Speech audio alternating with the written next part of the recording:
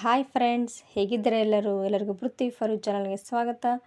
Friends, ಇಂದಿನ ವಿಡಿಯೋದಲ್ಲಿ ನಾನು ಮಿರ್ಚಿ ಬಜ್ಜಿಯನ್ನು ಯಾವ ರೀತಿ ಸಾಫ್ಟಾಗಿ ಬಾಯಲ್ಲಿಟ್ಟ ತಕ್ಷಣ ಕರಗುವಂತೆ ಮಾಡೋದು ಹೇಗೆ ಅಂತಂದೇಳಿ ತೋರಿಸ್ಕೊಡ್ತಾ ಇದ್ದೀನಿ.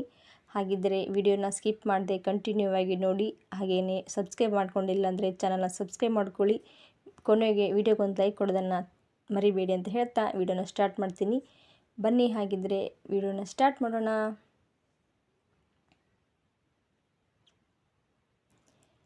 ಫ್ರೆಂಡ್ಸ್, ಸಾಫ್ಟ್ ಆದಂತಹ ಮಿರ್ಚಿ ಮಾಡಿದ್ರೆ ಯಾವ ಸಾಮಗ್ರಿ ತೊಗೊಂಡಿದ್ದೀನಿ ಅಂದರೆ, ನಾನು ಮೊದಲಿಗೆ ಹಸಿಮೆಣಸಿನ್ಕಾಯಿ ತೊಗೊಂಡಿದ್ದೀನಿ. ಹಸಿಮೆಣಸಿನ್ಕಾಯಿ ಮುಂದೆ ತುದಿಯನ್ನು ಮುರಿದು ಇಟ್ಟಿದ್ದೀನಿ, ಇಲ್ಲಾಂದರೆ ಎಣ್ಣೆಲಿ ಹಾಕಿದ ತಕ್ಷಣ ಅದು ಸಿಡಿಯುತ್ತೆ.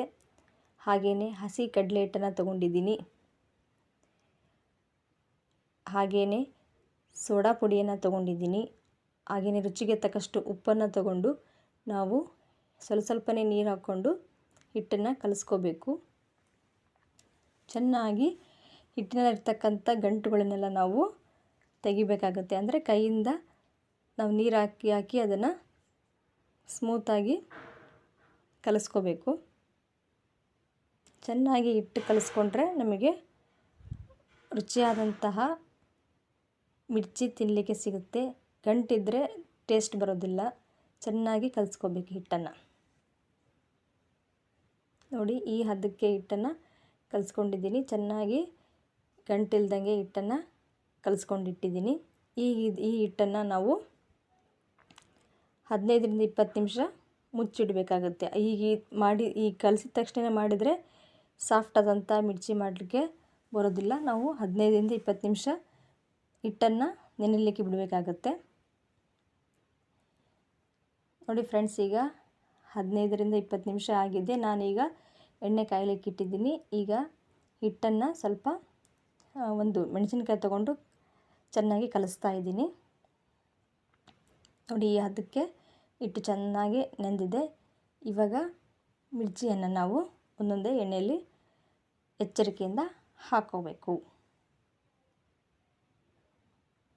ನೋಡಿ ಫ್ರೆಂಡ್ಸ್, ನಾವು ಮಿರ್ಚಿಯನ್ನು ಹಾಕೋ ಹೊತ್ತಿನಲ್ಲಿ ಹಿಟ್ಟು ಪೂರ್ತಿ ಇಟ್ಟು ಮಿರ್ಚಿಗೆ ಹತ್ಕೋಬಾರ್ದು. ಅಂದರೆ ಸ್ವಲ್ಪ ನಡುಕ್ಕೆ ಸ್ವಲ್ಪ ಹಸಿಮೆಣಸಿನ್ಕಾಯಿ ಕಾಣಂಗೆ ನಾವು ಮಿರ್ಚಿ ಹಾಕಿದರೆ ಟೇಸ್ಟು ತುಂಬಾ ಚೆನ್ನಾಗಿರುತ್ತೆ.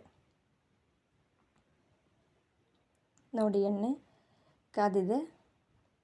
ಇವಾಗ ಸ್ವಲ್ಪ 1-2 ನಿಮಿಷ ಬಿಟ್ಟು ನಾವು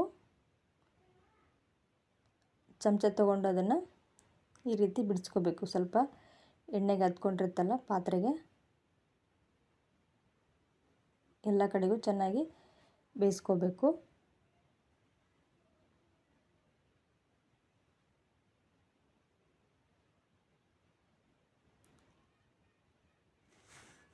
ಎರಡು ಕಡೆಗೂ ಚೆನ್ನಾಗಿ ಬೇಯಿಸ್ಕೊಂಡು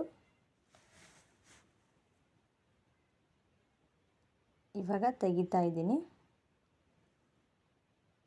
ಫ್ರೆಂಡ್ಸ್, ಇಂದಿನ ವಿಡಿಯೋ ನಿಮಗೆ ಇಷ್ಟ ಆದರೆ ವಿಡಿಯೋಗೊಂದು ಲೈಕ್ ಕೊಡಿ. ಹಾಗೆಯೇ ಕಮೆಂಟ್ ಮಾಡಿ ಹೇಗಿತ್ತು ವಿಡಿಯೋ ಅಂತಂದೇಳಿ.